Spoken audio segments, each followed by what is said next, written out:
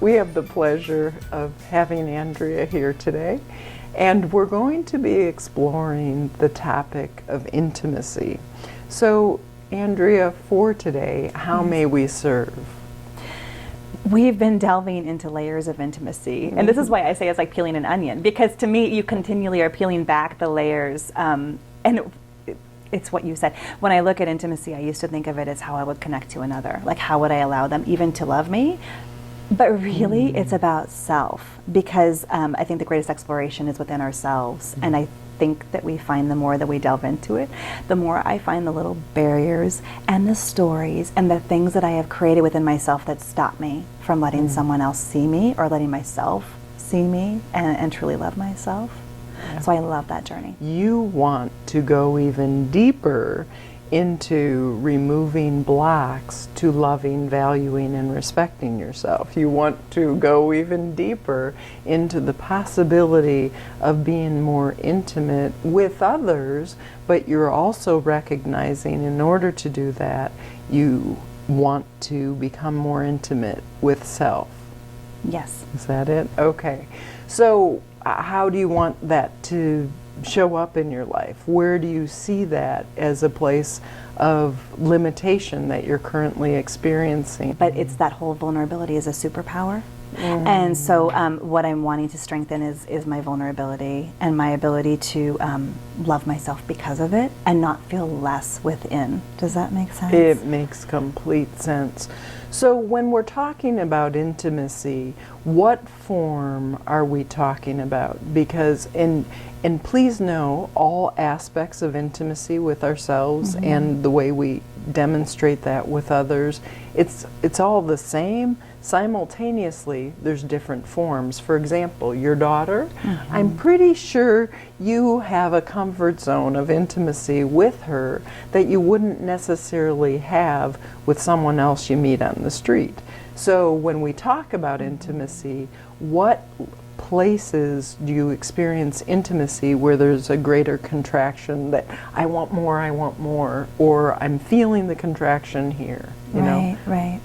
I always think that that intimate love is the final frontier. I to your point, my daughter and I have an amazing relationship. I think if everyone loved in that symbiotic way that we do, that I would just think that the world was nirvana.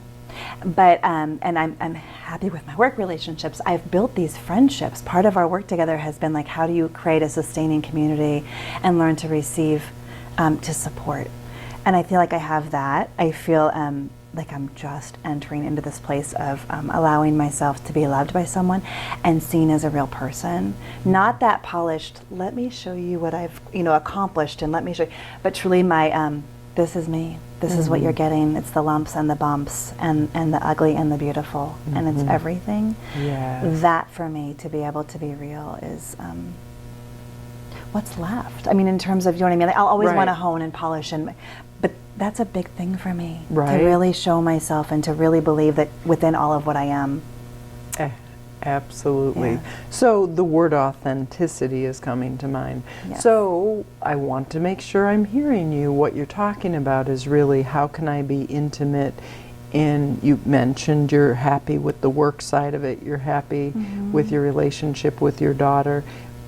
Is there any place in your life where you feel it's more of a contraction, that it's like, oh, this is a little bit scary, I feel like I'm going off road? Yeah, very much. I'm in a brand new relationship. Brand new one. And I find myself, it's naturally safe, it feels like home, but I have to work at not closing and not posturing and not, do you know what I mean? And also I think feeling, because of my life experiences, although they've made me who I am, and I'm so grateful, even for the pain, because it's been a catalyst, it can feel grungy, right? It can feel grungy. A lot of times you'll meet people, and everyone has a different journey, but a lot of people's journeys seem pretty squeaky clean, right? And pretty much like, oh, I don't know that you can relate to, but then you have to lean in. Exactly. It's interesting when I'm looking at how may I serve within this process, within this session, I'm seeing actually, and I don't use words lightly, I'm actually seeing terror regarding the going deeper into the intimacy. And when I'm looking underneath what is that, there's aspects of abandonment and rejection. So there's the I need to posture and I need to control how you see me so I'm not abandoned and rejected. Does that resonate? Hugely reticent. And I think that this is a lifelong for me. It was my core issue too. I don't know of anyone on this planet who hasn't had aspects of it. So Yes. loving kindness, like we don't need to. Loving kindness. But I think that unconditional love has always been a concept, but not a reality in my world, Yes, right? yes. I was raised in a home with people who didn't know how to love themselves. Yeah. And I free ranged throughout life in this way of how can I free range love? Yeah. How do I go out and make you love me? And I'll do that through control. Because you wouldn't do it naturally without me trying to control it. And so I've come into this new place. I had this love affair with self. I did it for years, and I kind of perfected it where I was like, no, I really do love me. And we've talked about I want to go out now and find something that's real. But there's that old story still of like, I see that. now how do I do this that's real? Right? In a way that's authentic. And I don't want to lose me. I don't want to lose this ground that I've created. And I don't want to ever have that negative voice in my head again about myself. But how do I do this? So that's sort of where I'm at now. And I feel like I'm doing it, but I feel like I'm doing it in the way that you dip a toe in the pool. Yep. And then you come back out and go, that felt good. And then doing it again. And I don't know that I'm a jump in the deep end kind of gal. But Geronimo. Yeah, absolutely. So for whatever reason, I keep seeing your 16-year-old self in a relationship, and that may or may not resonate with you, but she's showing up in a place of insecurity and a deep hurt, and it's still there to be touched and transformed. That's interesting. Yeah. I don't know what was going on. We moved. So we moved to a new town when I was 15, and we moved, and I was in a terribly low place. I had just come out of a hospital. I had tried to hurt myself. I was on medicine. We moved in this sort of shameful state to a new town. My stepfather was a minister. They changed churches. We got to town, and the captain of the football team broke up with his girlfriend to ask me out. Wow. We were together for a very brief time. He left and went back to his girlfriend, and this town descended upon me with, I mean, and it was my own, I mean, like, I will take credit, but I mean, like, the experience was not kind. And I was very innocent and very 15. And so I kind of took shelter in this long-term high school relationship with someone who was a wonderful, I mean, he was a boy. Yeah. But it was, it was settling for safety. It was, of course, I don't deserve friends because look at the things that I've done. Of course, this is the best that I can get, and so let me help you get your GPA up. His mom worked second shift at Amana, and I made him dinner every night. Wow. So starting with my first basic relationship, it was about how will I care for you, and how can you love me, and with someone whom I didn't even have deep love for. It was just more of I need the security of you being there, which is sort of the basis for every relationship that I had thereafter. Absolutely. I need someone to love. I'll pick you because I know that I can keep you and control you and make you feel loved. Absolutely. Wow. So that's my 16-year-old self. It's making manicotti and helping someone to raise their GPA, which he did. And and settling for love, but also trying to control love, but also feeling that it came because I wasn't worthy of, pick a thing, right? My GPA plummeted. I wasn't worthy of really college, and I wasn't really worthy of friends or family. So with that, I'm going to invite you right now. You've talked about it. I'm going to invite you to settle into your heart space even more and connect with that 16-year-old. And bring her right now to the conversation. Bring her to here and now. And what I'm seeing is there's aspects where you have never fully met her or forgiven her. And she desperately, the way I'm experiencing her, is she desperately wants you to love her and to see her. Desperately. I don't use words lightly. And so one more time, taking a deep, deep breath and allowing yourself to connect with her. And inviting in the universe of forgiveness. And it's interesting, as soon as I said that, you rejected the universe of forgiveness. I felt it. I was like, one moment. Okay, let me try again. No, but I love this because this is real. This is honest. We don't need to go ahead and just, oh yeah, fairy dust and everything's changed. Like, no, it's No. hard. It's hard, right? Because I see her, and she was so afraid. terror. She had terror, right? Absolutely. And I remember, the chair under the door at night to sleep. Like, I mean, she was terrified of life, and she was terrified that, and I think that there was a lot of punitive. There was that sense of, you have so much potential, but you're never going to have it, right? You're going to survive. Got it. And she needed compassion. If she was my daughter. And it's interesting, the lockdown, and I will not give it to her. It's like you are everyone in that town rejecting her.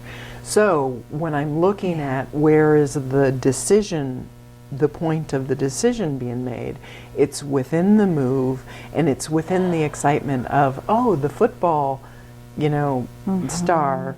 Here, he wants me, he'll love me. Right. Like, okay, this is a new possibility, and such innocence. And also ignorance, but innocent ignorance. Like, oh, of course, sweetheart. I could be loved. You want to be loved. Absolutely. Will you love me? And so then there's oh wait, I caused this hurt. I caused this pain. Oh, absolutely. I deserve to be hated. And the way within your conclusions that you made weren't really true. They aren't really true. They were never true. No. And so taking a deep breath and allow yourself some distance. If that was someone else, how would you respond to them in their ignorance and their innocence and their desire to be loved and their not knowing how to love themselves? With such compassion. With such compassion. Absolutely, I see that, and you're clean with that. When I'm looking at it, oh my gosh, you're just completely open-hearted with anyone else. And yet, now flip it to yourself. Is there any way you can apply that? And you're starting to. It's a little over 50% now. And I'm inviting you to go even deeper to the possibility of loving this 16-year-old. Who had just been through so much in a hospital, like moving to a different place, all the shame, all the guilt, so much at home, not fun. That's the technical term. So much, right? Oh my I mean, there gosh. was this little era. My sister left and moved to my dad's, and I wanted to, but I needed to be wanted within it. And I remember sitting at the table with the attorney and thinking, you know how you want, you wish people could read your mind. Because if you would just say this to me, I would feel better. And magically, he couldn't read my mind. But it was if he would have said, I want you. Right. And he said, you choose. Right. And so I didn't go, and my sister left. And then I went through this terrible chemical imbalance. How shall I cut myself, and how do I get out of here? Right. To being hospitalized, to moving to a town, to thinking, clean, fresh start. I could be anything. Stumbling. Right. Absolutely. Football coach, and then into basically, I'm going to survive this experience with these people around me who really were pretty nasty. Yeah, right. absolutely. And I took all that and thought, of course you deserve that. Look at you. Absolutely. Right? People don't love you, and you have made terrible mistakes, and pretty much 16-year life is over. Good And work. exactly. So right now, just really meet her, because she is desperate to be met. Yeah. And one more time, just taking a deep, deep breath and bringing the universe of compassion to her. And a soft place to land. Right. Because that frantic feeling, that sense of where can I hide because there is no place safe. Absolutely. The frenetic aspect of it. Yeah. And it's intense. And so again It and is again, intense. taking a deep breath and just being with her. And again, we're not looking for any magical, like, ooh, let's run from this. You've spent enough, like avoiding, pretending, and denying. She's hungry to be met. Yeah. And you're doing it. Mm-hmm. You're doing it as we're bringing more and more of that experience, of that time. I can do it more when she's not me. I can do it more when I think of a 16-year-old girl and I think, oh my goodness, think of all she just went through. She just needs love. Yeah. She just needs someone to adore her. I'll adore her. Yes. Wait a minute, she was me. Yeah. I can see the backing off because it's like 54% when it's you, which is huge. Yes. Because before we were at lockdown, 0, net zero. And with anyone else, your heart flies open. Can you open to her as she is, knowing she is you? Can you love what is? Can you love yourself? It's an inquiry. And it's okay. The answer no is completely welcome, because then we'll just love that. It's a powerful point, though, because after that point, It's critical. It's because after that, this is where the stories start. Because then I went to college, and my 20s have amazing stories in them, but they also have pain under them, and they have that flight, right? Because now I'm flying fast. I'm going to move every 6 months and make sure I have every experience. I go, but it was kind of running. Yes. Tied with stories, which are really fun to hear, but which also had so much pain with them, and fight or flight. The word I keep hearing again and again is denial of self. Denial of self. Does that resonate? Well, yeah. How will I how do I tidy this up? How do I make this package, which is really just frenetic, into, well, that's kind of fun too. How do I be cotton candy when really I'm deep dark chocolate?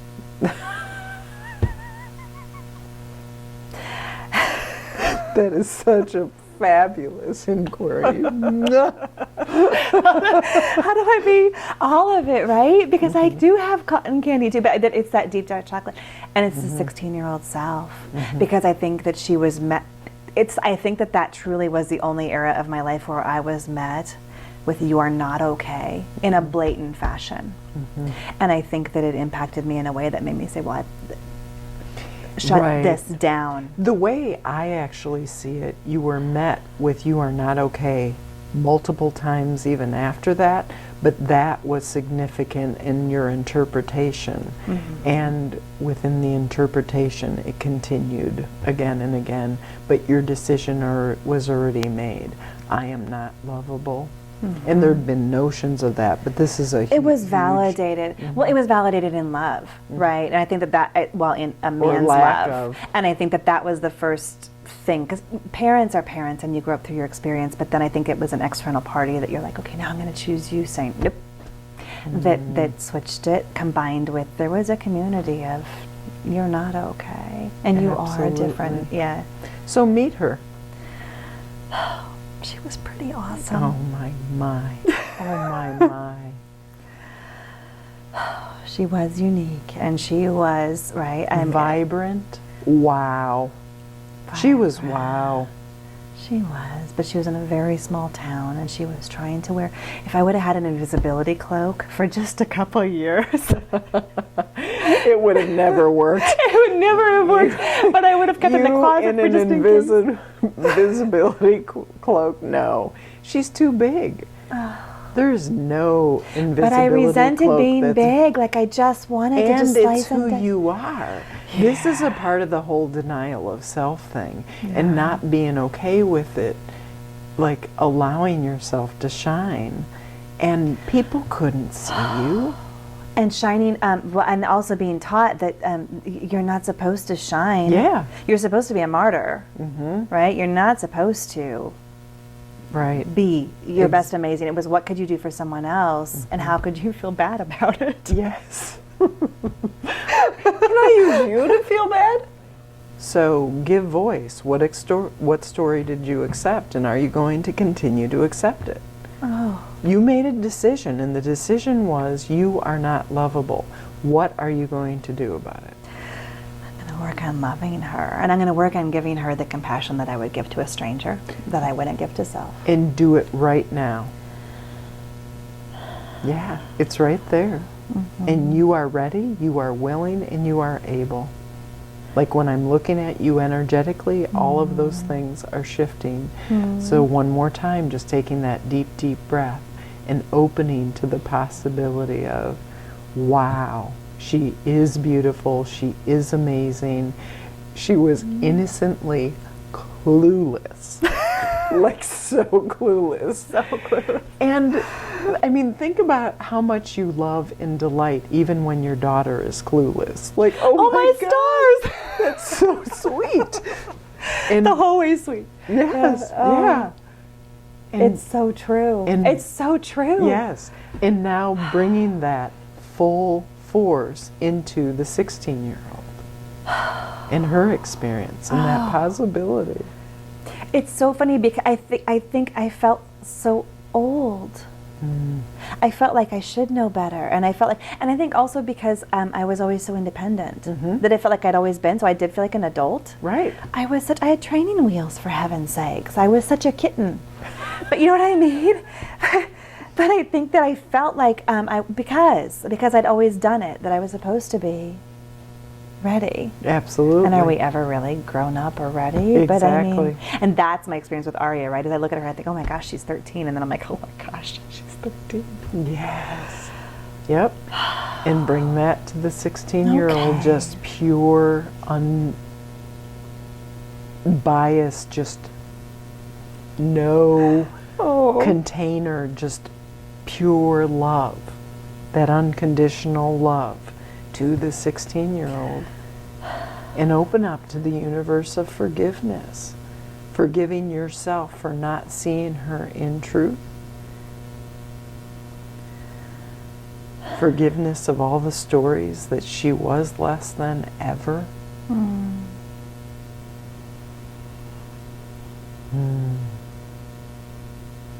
Compassion. For I don't know how many years. I didn't think you were supposed to kill yourself because that was a sin, and I was enough of a good minister's daughter to not kill myself the whole way. I cut a little bit. But I remember every night praying in desperation for God to kill me. Yes. For years. Please just kill me, because it was the lottery ticket of life. And what were you really praying for? Escape from the pain. Yes. And safety. Yes. Yes. Safety. Yes. Right? Absolutely. It was no silly vision of heaven with clouds and bouncing around her. It was just escape. Yes. It was the lottery ticket of life. Yes. I want to be safe. I want the pain to end. I want no pain. Yes. I want a safe space. Yes. Absolutely. Yeah. Yeah. And it was now- that feeling of desperate, just morbid tears combined with please let me die. Yes. But how do I? But really Yes. wanting to live desperately. Yes. But safely. Yes. And so recognize that cry for love and go even deeper into a possibility of, can I love her fearlessly, recklessly, with no container, like abundantly.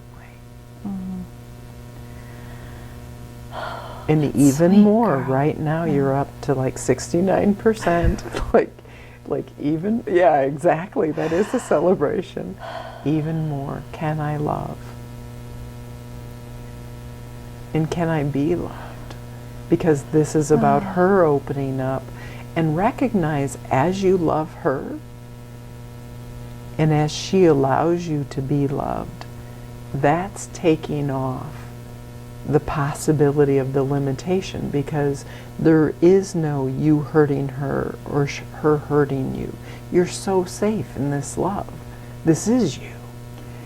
I think that's the thing, right? I think that there's the fear is, well, sometimes it's in recognition, because once you recognize it, it's real, and you have to, I was a girl who prayed to die for years, Right. and who lived anyway. And what your prayer was really, in truth, was, I am praying to live. I am praying to live. I am praying to love. Yeah. And it was a cry for love. So one more time, taking a deep, deep breath and just opening up to the possibility of loving her fully with no limitation. This isn't about waiting for someone else to love you. This is about opening to love of self through all layers, through all levels, and through all lifetimes. Because my eyes were external, right? It was looking anywhere in desperation. Looking without instead of looking Instead within. of looking within. Yeah. Because I love that girl. Yes. Yes. And so right now, more and more and more, and now and now and now, expand into that love for the 16-year-old, knowing that you are love, you are love, you are love. And sinking into, I am loved. Do you feel? So the first time I came to you, I felt like I was laying on the table, and I felt like I was a peppermint stick with this energy flowing around me that felt tingly. Yes. But right now, I feel like I have this warmth emanating. Do you feel my heart? Yes. It's very open. It's wow. I feel my heart in a way that feels like it's radiating. Yes. But yeah, Pure love. And that is who you are. with mango flames. Specifically, I feel mango flames. I love how sensual you are. Mango flames? I've never thought of those two words together. It's delightful. Oh, that's what it feels like. Yes. And feel the love of the 16-year-old and feel the love and gratitude of now. And right now, we're specifically working with those aspects of the story. There's still aspects of the story of, oh yeah, but Right. I need to. Oh, I and feel we're it. bringing more and Because more I feel like of I'm those like into present time. because I'm like 16 was fine, but let's talk about 19. Yeah, absolutely. I can feel it. hmm That girl needed And love. so this is part of the in-house expansion, and you're doing it. We're bringing more and more into present time. But this is the muscle memory of love, right? And that's what I love about it. And that's what I mean about like once you get the tool in your toolkit, you can take it out again. Yes. Because I feel it. As soon as you went to 16, I was like, that's fine, but let's talk about what happened in college. And this is the in-house expansion. This is the in-house expansion because then I had to go, Yes. but she was pretty lovable too, actually. I know, right? So innocent. So big. Oh, she was And she just wanted everyone outside of her to love her, and yet she didn't know foundationally the love that she was and is. She was still seeking it. Mm-hmm. She just seeked it even bigger. Yep, and how innocent. I mean, gosh. honestly, I don't know of anyone on this path who that's not our story. Man, woman, child. Like, it's like, will you see me? Will you love me? But we're not taught that we are love. So again, bringing that to the 19-year-old and the 20-year-old.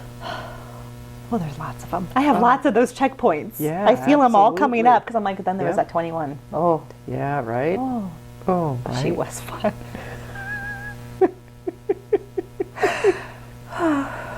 Absolutely. Wow. So now what? So now what? I don't even know. I just had the mango heart thing going on. Yeah, You kinda love me then a little absolutely. bit? Absolutely. Do you know your love? I do know I'm love. Mm-hmm. I do know I'm love. And I have a little tiny voice. It doesn't resist that I'm love. It says, boy, that's prideful. Mm-hmm. You know what I mean? Mhm. That's that one. Is that pride? Mhm. We're not allowed that. But Yeah. I go, yes, we are. Yes. So meet those judgments and criticisms. They're right across the frontal cortex. Do you I feel love like I your just- awareness. Yep. I just, as soon as I Feel said it, that. I was like, well, I do love me, but what's that? Yeah, feel that tightness as we bring more and more of it into present time. I love your awareness. That's so profound. I don't want any blockages. I know. So that means let's just meet them, not make them wrong. Like, oh, look at you. Oh, pride. That's so cute. And now connect in with, I am proud of myself. Like, meet the mango heart action with, I'm proud of myself. My God, look at where I came from. Look at how love or lack of love was demonstrated. Look at how conditional love was. And look at the learning and the expansion. Yeah. And I am proud of myself. Just as if you share that, I'm so proud of my daughter for where she's come from, what she's experienced, and who she is. Now apply that to self. My gosh. Oh my God, I am God. Oh my love, I am love. It's not really a religious thing. It's about the experiential, I am love. And apply that to the judgments, to the criticisms, the thoughts, the beliefs, the ideals. Excellent. Also, it feels good, so it's easy to lean in. Because you're like, will I have more of that?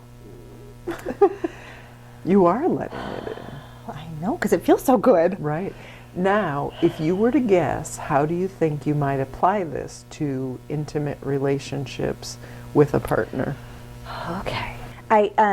So I actually, and my home is integral to this. It's been opening up. So part of what I've done, right, is I had to learn to accept friendship, that I was worthy of friends, right? Not feeling. I think that I'm actually well adored by people, but it's always felt superficial because it was the song and dance. And it's pretty easy to love a song and dance, but it's not as easy to expose your heart and trust that someone will love you for it. Until it is. Until you do it. And I feel like I've done it. Obviously, I've done it with my daughter. My daughter is, I am as raw as it gets with her and is unfinished, and she loves me for it. But to be able to have friends to do that, I've done. And I've opened my home, and my home feels like that nest of love. And so it's funny because when you talk about how would you take that into romantic love, I immediately am like, well, they're going to have to come over for dinner. Because it has to be in my home, and it has to be in this state. But I think that it's opening to love. And I think that it's freestyle. Because how is that different? Here's the thing. How is that different than having friends over for dinner and just loving sharing with them? Exactly. How is that different than having my daughter know that she just, like, when she walks by, she's going to give me a hug because she knows it'll light my soul up? Aww. How is it different? I don't know why I've made this distinction that it's the high hurdles, and I've got a scar on my knee to show it. You know what I mean? Why is it different? Can I be me? Can I love? And can I be love? Which is who you are. Irregardless, which is who I am, but I've made this stutter step.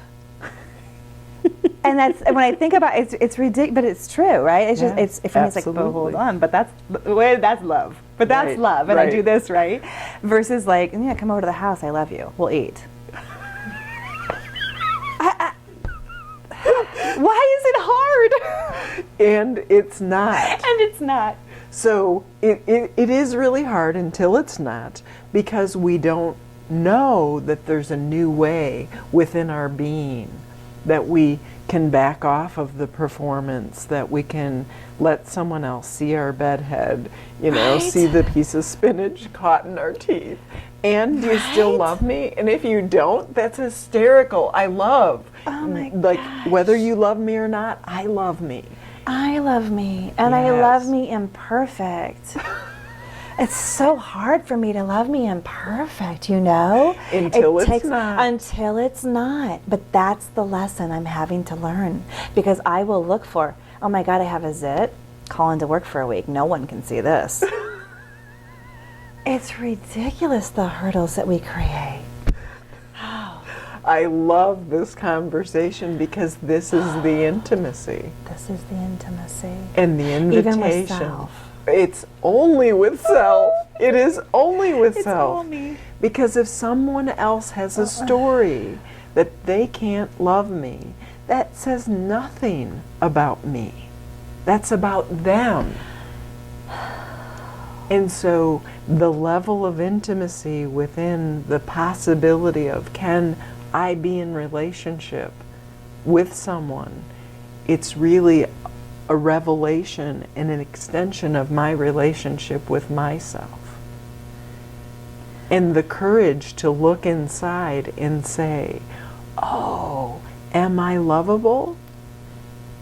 I have tears. I don't have all the answers. Can I still love me? Whether someone else says yes or no, whether I'm being graded or shunned or rejected, can I open up for the very first time in my life at a whole nother level of not abandoning and rejecting myself?